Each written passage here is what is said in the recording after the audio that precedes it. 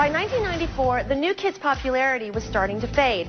The guys were frustrated with their squeaky clean image and fought to be taken seriously as artists. And Jonathan Knight was secretly dealing with the panic attacks that would drive him to leave the group.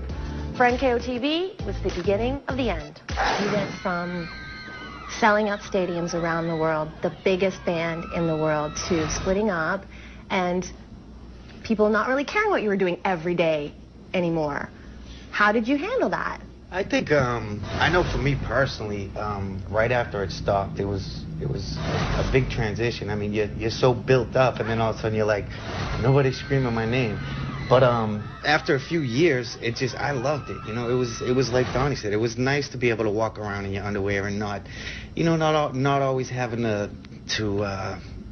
you just have your privacy. You have your life. Outside in your underwear? I do. I walk outside in my underwear. I still do. I have no neighbors, so. Nude sunbathing. That's what I do. Well, I'd like to talk to you about that, if I may, because you have been public in the past about saying you had some anxiety issues. So what made you decide to jump back into this, and how's it been so far? I'm dealing with it, and I'm here by choice. No, I could have said no, but why would I say no? And I think we're all grown up now, and I have the support. They all know where I'm coming from, so it's great. I mean, I'm still like this half the time, but I just live with it, and we'll just go down this path together. I had a moment. I was doing a movie in New York, and it was a few years after New Kids, maybe 2, and I was shooting a scene in Central Park, and this was a real epiphany for me. I started to hear a few screeches and screams, and it's like a chill went down my back, and I was like, oh man, and got a little like I got spotted, and it's like I'm gonna have to take pictures. It's gonna get a little crazy, and which I love to do, but for some reason I just got a sort of panic came over me, and I looked to the side, and the screams were getting louder, and there was Mel Gibson walking onto the set, and I realized it was for him, and I relaxed. I felt, and that kind of taught me something. I realized it was about the work for me. It wasn't about all the extra stuff, and makes you wonder why I'm doing this again now. But but there was a real moment, and I'll never forget it. I mean, I think it was the first time I felt really happy after the New Kids ended. After the break, blonde, brunette, or redhead, boxers or briefs. The guys and I get personal fast. Smuthounds, stick around. One of the best parts of interviewing the New Kids on the Block for 45 minutes is getting to ask them all the fun, flirty questions you ever wanted to know. And believe me, I took full advantage. I'm going to play Regis.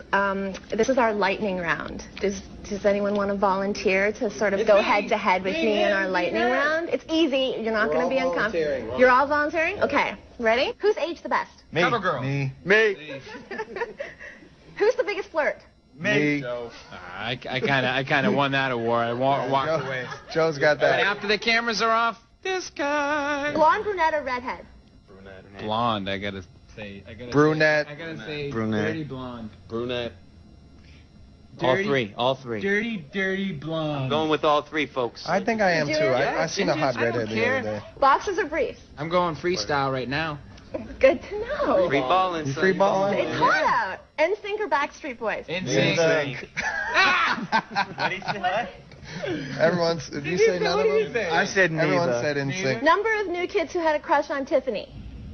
1. I made out with her years later. Unreal. That's the big story. Wow. In a bar. I know. Why don't you put that to rest, buddy? Here's a married man talking about he made out with Tiffany years later. He's just putting her out there, man. That was I years can't. before I My met my producer wife. won't let me let that go. So did you have a? Yeah, it was very. I hate the word random, but it was the most random.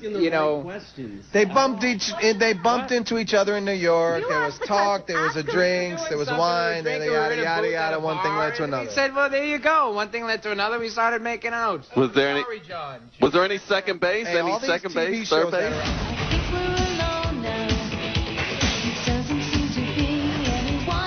Are you over the betrayal?